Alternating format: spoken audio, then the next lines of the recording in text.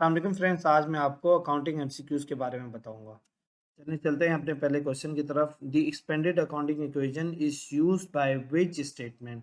Expanded accounting equation हम कौन सी statement में रिकॉर्ड कर रहे होते हैं? हमारे पास चार ऑप्शन है: cash flow statement, balance sheet, income statement, none of the above. हम ये एक्सपेंडेड अकाउंटिंग इक्वेशन जो है वो बैलेंस शीट में रिकॉर्ड कर रहे होते हैं। So our correct option is B, balance sheet. चलिए चलते हैं नेक्स्ट क्वेश्चन की तरफ।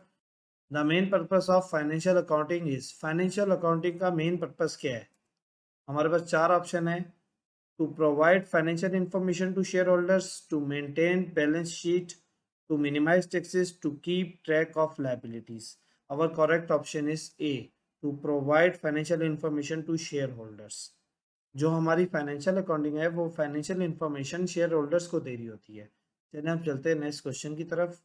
The revenues and expenses of a company are displayed in which statement? जो हमारी रेवेन्यूज होती हैं और जो हमारे एक्सपेंसेस होते हैं वो हम किस स्टेटमेंट में रिकॉर्ड कर रहे होते हैं? हमारे पास चार ऑप्शन है: balance sheet, cash flow statement, income statement, none of the above. ये हम इनकम स्टेटमेंट में रिकॉर्ड कर रहे होते हैं। So our correct option is C, income statement. अब हम नेक्स्ट क्वेश्चन की तरफ जाते हैं। The account which increases equity is known as. वो कौन सा अकाउंट है जो इक्विटी बढ़ाता है? हमारे पास चार ऑप्शन है: debit account, credit account, revenue and treasury stock. इसका करेक्ट ऑप्शन है सी, रेवेन्यू, क्योंकि रेवेन्यू इक्विटी को बढ़ाती है। अब चलते हैं नेक्स्ट क्वेश्चन की तरफ। The kind of debt which are needed to be repaid in a short term is known as. हम थोड़े अरसे के लिए जो कर्जा लेते हैं वो किस कैटेगरी में आता है? हमारे पास चार ऑप्शन है: fixed liabilities, current liabilities, depreciating assets, intangible assets.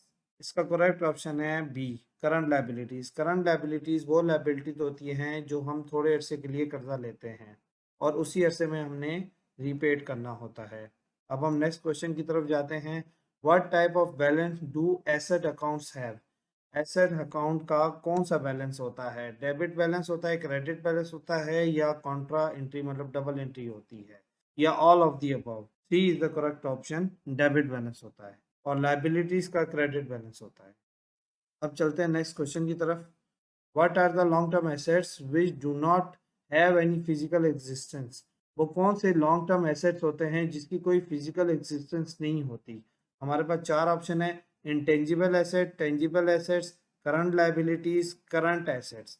हमारा जो करेक्ट ऑप्शन है intangible assets, A is our correct option. चलिए हम नेक्स्ट क्वेश्चन की तरफ चलते हैं।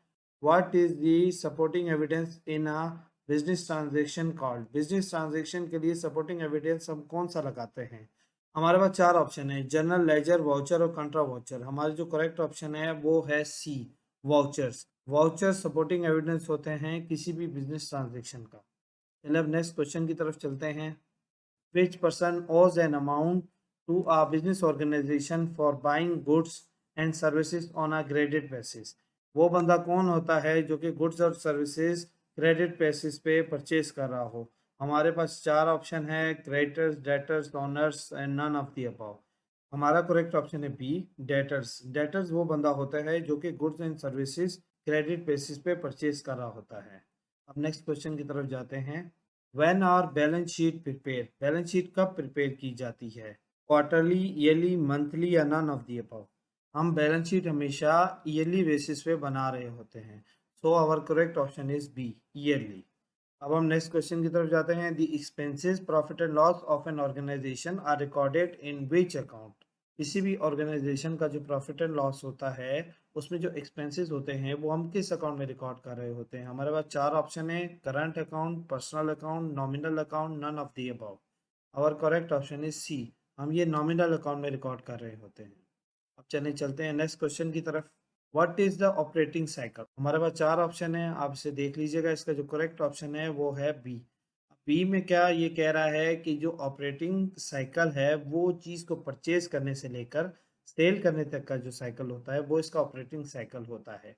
The time it takes a company to buy goods. जब कंपनी गुड्स वो बाई करती है, सेल देम, और उसके बाद वो बेचती है, एंड रिसीव कैश, और कैश रिसीव करती है from the sale of said goods cycle.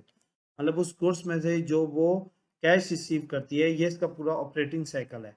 मतलब चीज़ परचेज करने से लेकर उसको बेचने तक का। वो पूरा साइकिल कहलाता है ऑपरेटिंग साइकिल। अब चलते हैं नेक्स्ट क्वेश्चन की तरफ। What is activity ratio? Activity ratio कौन सी होती है? हमारे पास चार ऑप्शन है। एक्टिविटी रेशियो हमेशा हमारी फाइनेंशियल रेशियोज होती हैं। अब इसका जो करेक्ट ऑप्शन है वो है A, financial ratios that measure a firm ability to convert different accounts into the balance sheet. वो फाइनेंशियल रेशियोज जो कि कंपनी के अकाउंट्स को बैलेंस शीट में ट्रांसफर कर रही होती हैं, उनको हम फाइनेंशियल रेशियोज कहते हैं, और उन्हीं फाइनेंशियल रेशियोज को एक्टिविटी रेशियोज कहते हैं। अब चलते हैं नेक्स्ट क्वेश्चन की तरफ। What is current liability? Current liability, अब हमारे पास जो ऑप्शंस हैं वो चार ऑप्शंस हैं, मगर करंट लायबिलिटी के बारे में मैं आपको बता दूं, current liability short term liabilities होती हैं। थोड़े अरसे का जो कर्ज होता है उसको थोड़े अरसे में हम कर्जा लेते हैं और उसी अरसे में उस कर्जे को हम क्लियर करते हैं। ये 1 साल से कम का अरसे की ये लायबिलिटीज होती हैं। अब इसका जो करेक्ट ऑप्शन है वो है C, company short term financial obligations. ये शॉर्ट टर्म फाइनेंशियल ऑब्लिगेशंस होती हैं किसी भी कंपनी की, that are due within 1 year, जो 1 साल के अंदर अंदर होती हैं, और within a normal operating cycle. एक जो नॉर्मल ऑपरेटिंग साइकिल होता है उसके अंदर अंदर ये लायबिलिटी क्रिएट भी होती है और इसको फिर पे ऑफ भी कर दिया जाता है। काइंडली अगर मेरी वीडियो आपको पसंद आई हो तो मेरे चैनल को लाइक एंड सब्सक्राइब करके बेल के आइकन को लाजमी प्रेस कर दीजिएगा। जज़ाकल्लाह, अल्लाह हाफिज़।